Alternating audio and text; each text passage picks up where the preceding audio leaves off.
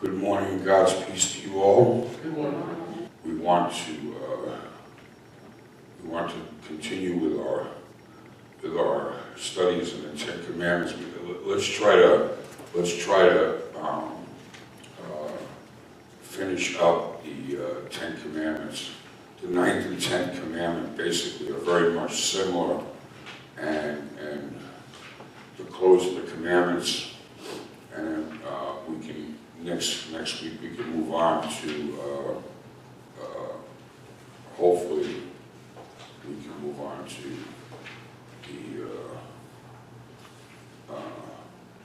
the purpose of the law. I think that's going to be, maybe it's 2 more weeks we're going to have to take about that. Anyway, coveting. The ninth commandment is God's gift of contentment, and someone want to read the ninth and 10th commandment and its meaning, if you would, since they're related. You shall not covet your neighbor's house. What does this mean? We should fear and love God, so that we do not scheme to get our neighbor's inheritance or house, or get it in a way which only fears to our neighbor, but help and be of service to him in keeping it. That's the ninth. And the 10th commandment. You shall not covet your neighbor's wife, nor his manservant, nor his maidservant, his ox or donkey, or anything that belongs to your neighbor. What does this mean? We should fear and love God, so that we do not entice or force away our neighbor's wife, workers, animals, or turn them against him, but urge them to stay and do their duty. So basically the ninth and 10th commandment of coveting covers the whole aspect of what is inside your, to put it in layman's term, whatever is in the house is the ninth commandment. Anything outside of the house is the 10th commandment. Now, obviously, you don't have livestock in your house. I'm not too sure about my history, but I don't think they had cows in the kitchen. You know what I'm saying? If they had cows in the kitchen, they were steak. Unless they walk in the front door. Unless they walk in the front door.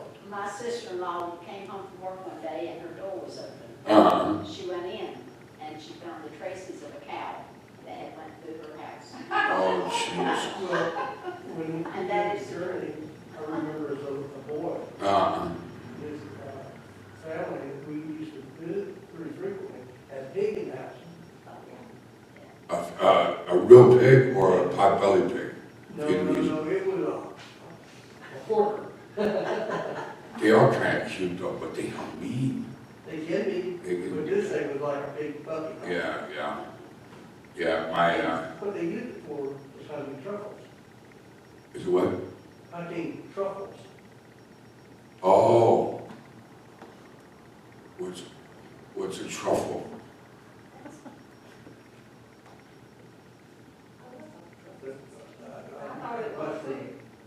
Oh, okay. Yeah, they don't have too many of those in the Bronx. No, No. but they have a lot of pig. Yeah, well, yeah, that they do, Yeah, no. Truffles. I learned a new word today. I tell you. Well, I thought truffles was candy. There is truffles that's candy. Yeah, and that's made in Europe too, isn't it? I don't know. It's good as you do, though. But the way my father met this family, he had captured the man of the household during World War II. Wow. Yeah, it's funny how that turns around and goes around. So, anyway, the coveting. Now, you would be surprised about something. A lot of our,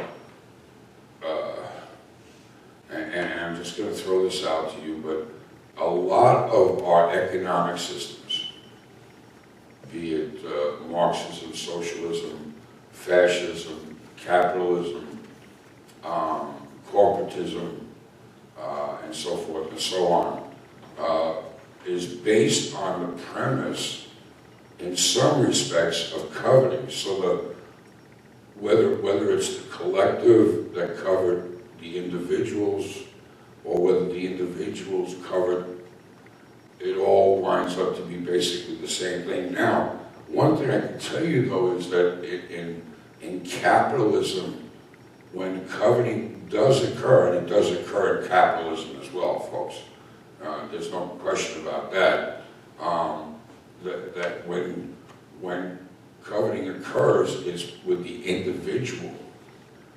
So, for example, you might covet your neighbor's house, and when the markets go down in real estate or whatever, you're riding ready to go to buy his house at a really cheap rate, which is coveting, right? You want to covet his house, and you get his house, and so greed or coveting is really basically the premise of all economic systems, from the beginning of when hunters would a hunter would get a deer or something, and you're sitting there and you're not eating, and he's eating deer. What's your natural inclination? What is your old Adam going to do? Some people would go with that. You want a piece of that deer, right? A little venison stew, you know. Hey. But there's always something I always learn as a boy. You always want something that you don't have. Yes. Yeah, and the other thing is, so once you, if the grass is always greener on the other side, wealth has its issues as well. So being wealthy doesn't necessarily mean that you're not without pain. As a matter of fact, I knew an individual that spent his first 30 years in the business world making money, and then spending the next 30 years trying to keep his money, and he didn't do such a good job of it. So on the way up, he kept the money, but he didn't invest it the proper way on the way down. So that's pretty sad too. But coveting is not only when it comes to economic systems, it also comes about with families,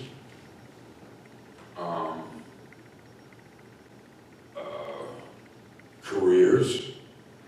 I know that there's an individual that's a very good friend of mine. He graduated Oxford University, and he went into ROTC. Anyway, he retired as a colonel in the Army. He served in the first Iraq War. And basically, his life was what I wanted.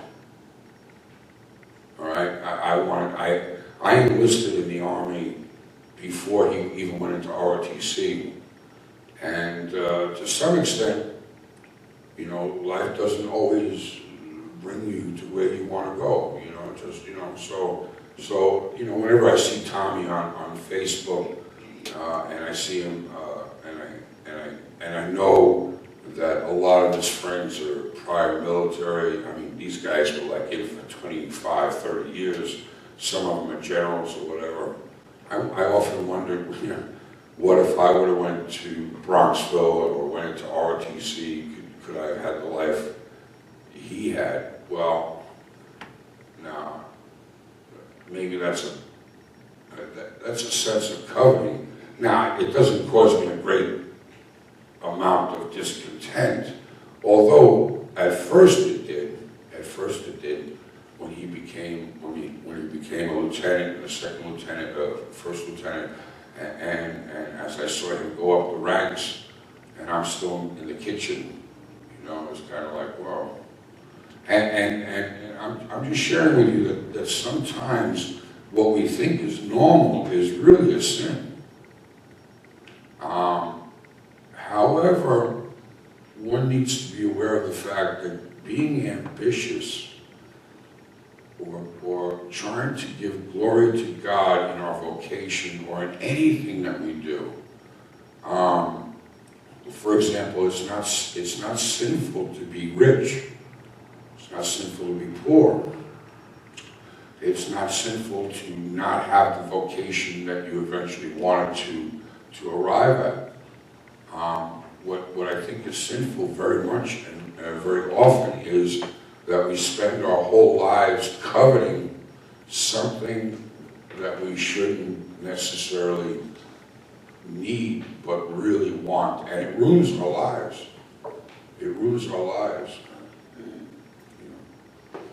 I used to know a guy who was very broke, and he spent more time worrying about his money Yeah, than he did yeah, advancing his life. yeah, yeah. And that's a horrible place to be. It's a really horrible. And by the way, you can make anything, you can cover anything. I mean, I've said from the pulpit that I cover health. Some of you guys are in better shape than I'm in, and I'm 10, 15, 20 years younger than you. And sometimes it gets me down, you know. Although I've had a good run for about 7 months now. Be sure. Knock on wood, I haven't fallen, I haven't, anyway. Now, we need to guard against the fact that we don't, that we really try to understand the fact that being a Christian doesn't always necessarily mean that we're happy. Happy is momentary. Contentment is in fact something a little bit more permanent. To be content with your station in life, to be content with where you're going and what you're doing, where you come from, is in fact a life shy of coveting. So if you know who you are as an individual and you know where you're going, you have a tendency of not coveting other people's stuff or their lives. One of the things that I've seen a lot of times is, and it's unspoken, is people covet other people's families. You find this, and since I'm childless, I have no child.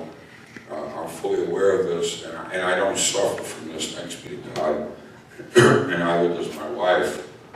But, you know, people who are childless have a tendency of looking at other people's children and coveting their children. Or how about this one? You have a child and they're always in trouble. They're always, you know, they're always messed up. They're always doing something stupid. And then you got somebody on the other side of the coin, some relative or friend's child that just seems to go through life. So you can cover another person's child, another person's family, or another person's wife or husband, which gets us into the 6th commandment.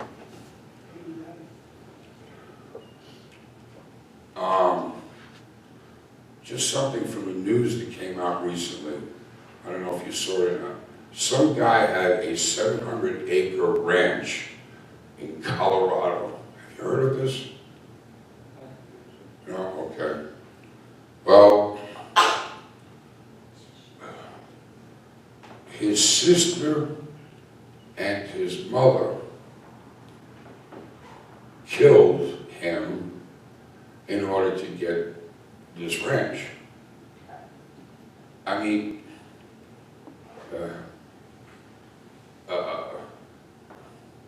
because, you know, 700 acres of prime ranch real estate, you know, in Colorado is probably worth a few $1 million, to say the least. Now, at the core of this, obviously, is what? Greed. And covering. They looked at him and they went, he's got this ranch, he's worth all kinds of money, and the mother and the sister do this? Yeah, but they didn't look any, that is very far past the end of their nose. Why is that? Because of what are they gonna do, how are they gonna get that money to spend life in prison? Yeah, not for anything. How do you make it to prison? Yeah, not for anything, folks. You gotta be pretty spoogaloots to kill somebody. I mean, the chances are, if you're getting away with killing somebody, I mean, they got DNA and, I mean, well, you know, it's not like Jesse James where he went into a bank or whatever and shot him up, and now they got ballistics and this and that. And I was like, you can't get away with squat. They got surveillance. Anyway, the moral of the story is, folks, that this is a very important, especially for us as capitalists, especially for us who really thrive on consumerism. That you know, you see something, it's advertised, and you say, "Ooh, I really want that," or you really need that, or whatever, and that can very, very easily turn into a sin of various sorts. But sometimes when you want something so bad, Uh-huh. you get it. Man, It's not what not what it's packed up to. no, that's the, I've seen that, I've seen that in relationships just a lot, where a man or a woman will cheat on your husband or wife, or on another person, and you know, and they finally land this woman or man, and they live with them, and they go, oh my goodness, what in the world did I do here, right? You know, pretty sad. Anyway, on number 63, we have the biblical passages for what in fact is coveting. Coveting is having a sinful desire for anyone or anything that belongs to our neighbor. Romans 7:8, sin produced in me all kinds of covetousness. Matthew 15:19, out of the heart come evil thoughts. Murder, adultery, sexual immorality, theft, false witness, slander. What we always say, or we should say, that all commandments are a breach of which commandment? The first commandment. How is coveting a breach of the first commandment? For those of you you shall have no other gods before me. What does this mean? We should fear, love, and trust in God above all things. So, how is the 9th and 10th commandment a breach of the first commandment? Because you're making something your God. You all heard that? No. Okay. When you covet something, you're making it a god. Meaning that when you cover somebody's husband or wife, all right, and you're not satisfied, or you're discontent with your husband or wife, you are not trusting in God to say that this is in fact your husband, your wife, or whatever, and that is good for you. I'm not talking about abuse or anything of that sort, okay? Again, I have to tell you, for those of you who prefer, well, no, never mind on that, but coveting is something that is universal. Even in third world countries where there seems to be nothing to covet, right? Well, let's say you're in Vietnam in 1970 and you see somebody that has a bowl of rice and you don't have a bowl of rice. What do? You covet. You want that bowl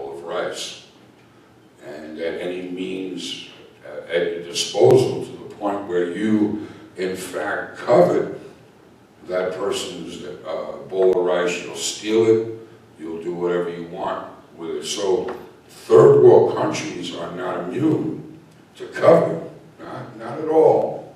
You know, we tend to think that America, capitalism, or the old Soviet Union and Russia now and China, with their collective type of coveting, that they're the only ones. That the third world countries are, in fact, they are pristine, they are without sin. Well, folks, if you don't have a bowl of rice and the guy next to you has a bowl of rice, you are going to covet his bowl of rice. I would have never thought about that like that, because that person is very hungry and just for something to eat.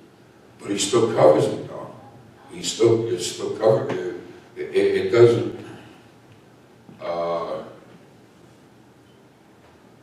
Yeah, the law of God expects perfection. And yes, it's very hard for me to get up here and badmouth the third world countries, right? Because I'm 300 pounds and I have more carbs in 2 days than most people have in Africa for their 3 years of life. But the truth of the matter is, one of the things that you need to get across to you, if you really take this farther, is that the Ten Commandments are universal. They really are universal.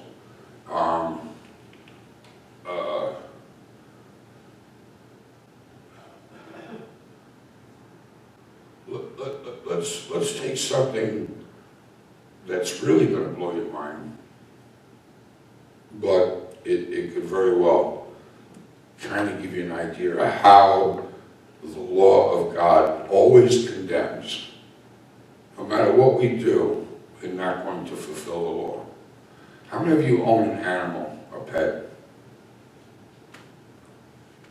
Okay.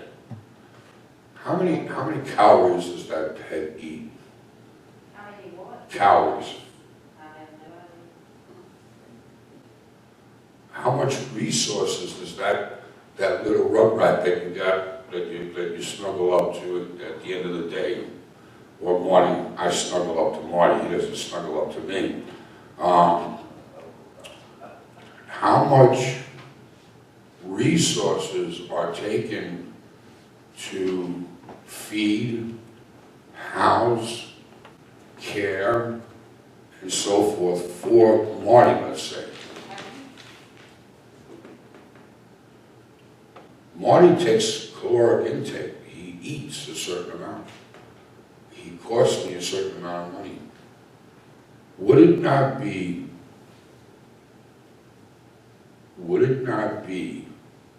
more conducive for anybody, including a Christian, to not keep an animal and send the money to Africa?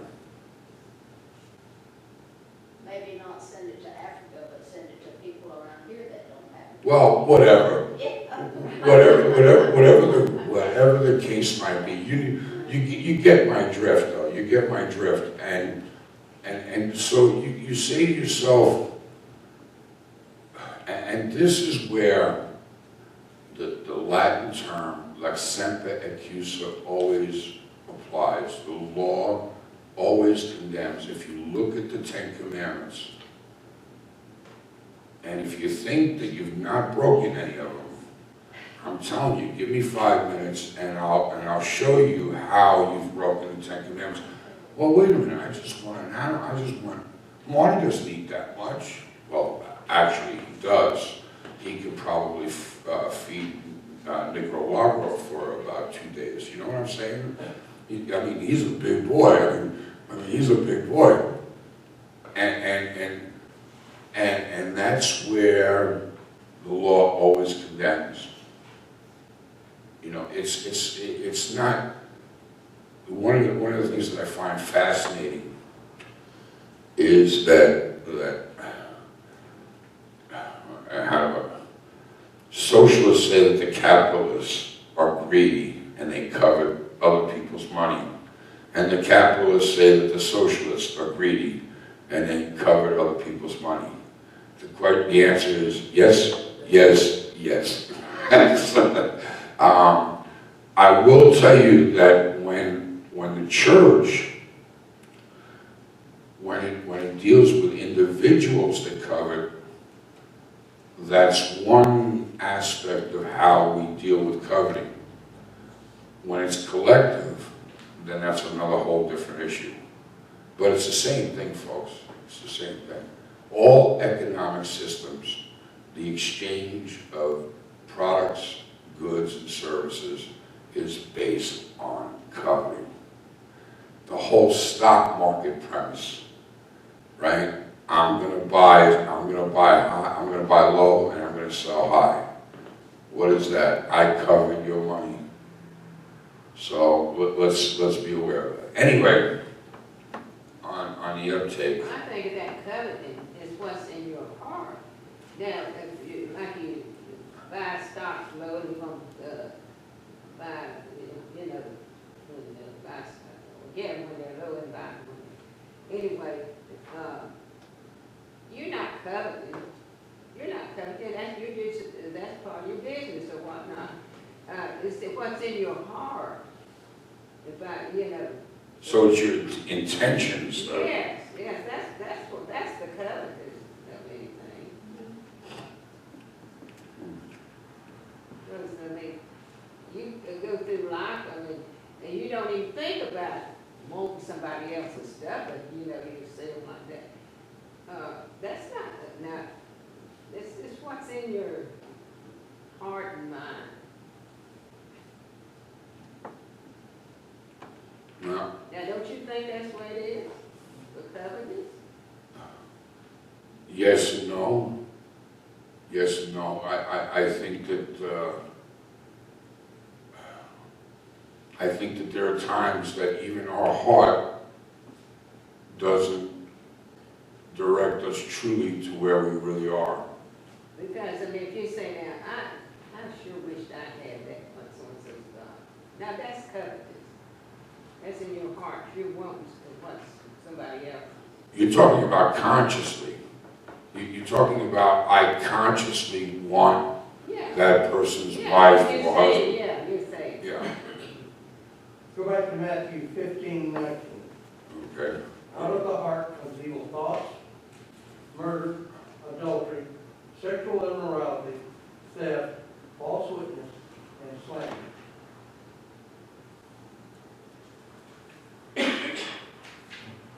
Yes, It's just not one item, you know. It's a multitude of items. it's who we are. It's who we are. It's who we are. I spoke to one person one time, and I said to him, I said, boy, you need a lot of grace of God. And they said, why? I said, because you sing greatly. And they don't believe in sin. That's why I told them. And they said to me, well, I haven't sinned. I've been up since 6 in the morning. This was like 1 o'clock in the afternoon. I haven't sinned yet once. Well, folks, it's not just. He's the biggest sinner. Huh? He is the biggest sinner. Well, and see, what it amounts to is that we are sin. Our old Adam is sin, okay? I'll give you an example. Luther explains it this way, that the new Adam, the baptized Adam, that is our regeneration through the love of God and the grace of God, we have this new Adam, but we are constantly dragging around the old Adam, who is a corpse that's just dying, that's just dead, and we have to carry this thing around with us. So one of the things, and this is very, very important, and we're almost out of time, but this is very important. When Christ was on the cross, he not only took upon himself our sins, he became sin. He took the whole sins of the entire world upon his shoulders, and he became sin. you know, and that is the profoundness of what the cross, Christ crucified means, that he became sin so that our redemption now is sure and sure and good. That through the righteousness of Christ, through his taking upon us, his sin, our sin, we now have become righteous. And so, to tie this all in, will we feel guilty now when we have little Marty, you know, walks around, you know, little Marty that walks around, he even walks like me, you know, he looks like me, and he walks around. Well, we don't have to, I mean, if you look at the law, that will condemn us.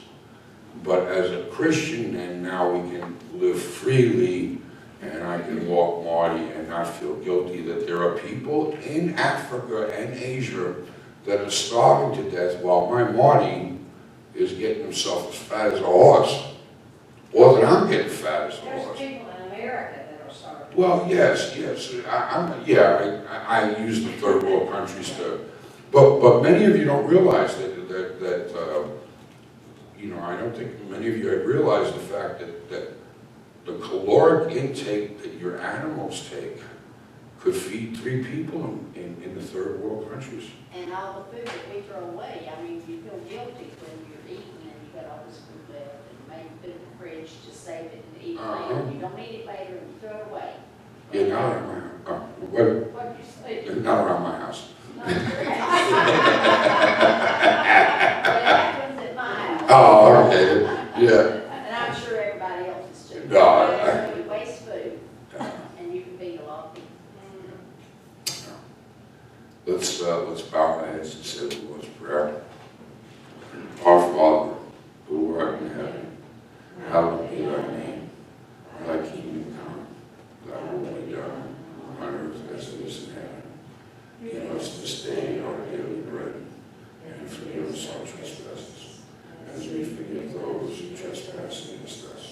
And lead us not into temptation,